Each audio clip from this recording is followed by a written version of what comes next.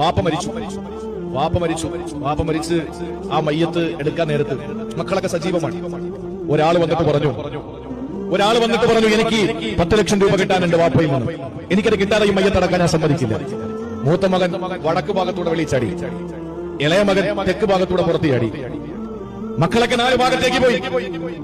അവസാനം അയാൾ വന്നിട്ട് പറഞ്ഞു ഈ മയ്യത്തടക്കണമെങ്കിൽ എനിക്ക് 10 ലക്ഷം രൂപ ഈ മയ്യത്ത് തരാനുണ്ട്.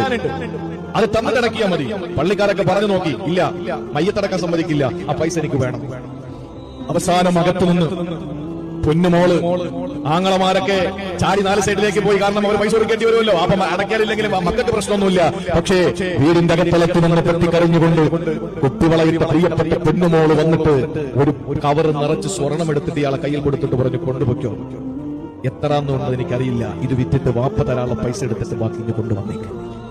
ആ സമയത്ത് ആ വന്ന മനുഷ്യൻ പറഞ്ഞു, പൊന്നുമോളെ, നിന്റെ വാപ്പ എനിക്ക് പൈസ തരാനില്ല. നിന്റെ വാപ്പയ്ക്ക് ഞാൻ 10 ലക്ഷം കൊടുക്കാനുണ്ട്. ഞാനൊരവസരത്തിൽ ഈ 10 ലക്ഷവുമായിട്ട് ഞാൻ നിന്റെ വാപ്പയെ സമീപിക്കുമ്പോ വാപ്പ എന്നോട് പറഞ്ഞു, എന്റെ പ്രിയപ്പെട്ട സഹോദര, എന്റെ മക്കളിൽ എന്നെ സ്നേഹിക്കുന്നത് ആരാണെന്നൊരു പരീക്ഷണം നടത്തണം. അതെന്റെ മരണസമയത്താകണം. ഈ പരീക്ഷണം നടത്തിയിട്ട് എന്നെ സ്നേഹിക്കുന്ന മകൻ ആരാണ് അല്ലെങ്കിൽ മകളാണെങ്കിൽ അവർക്ക് നീ ഇത് കൊടുത്താൽ മതി, അവർ ജീവിക്കട്ടെ.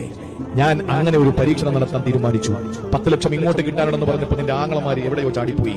നീ പോയില്ല, ഉള്ളതെടുത്തുകൊണ്ട് വന്നിട്ട് ആ വാപ്പയുടെ കടം തീർക്കാൻ വേണ്ടി പറഞ്ഞല്ലോ, നീയാണ് വാപ്പയെ സ്നേഹിക്കുന്ന മോള്, ഇത് നിനക്കിരിക്കട്ടെ എന്ന് പറഞ്ഞ് അങ്ങോട്ട്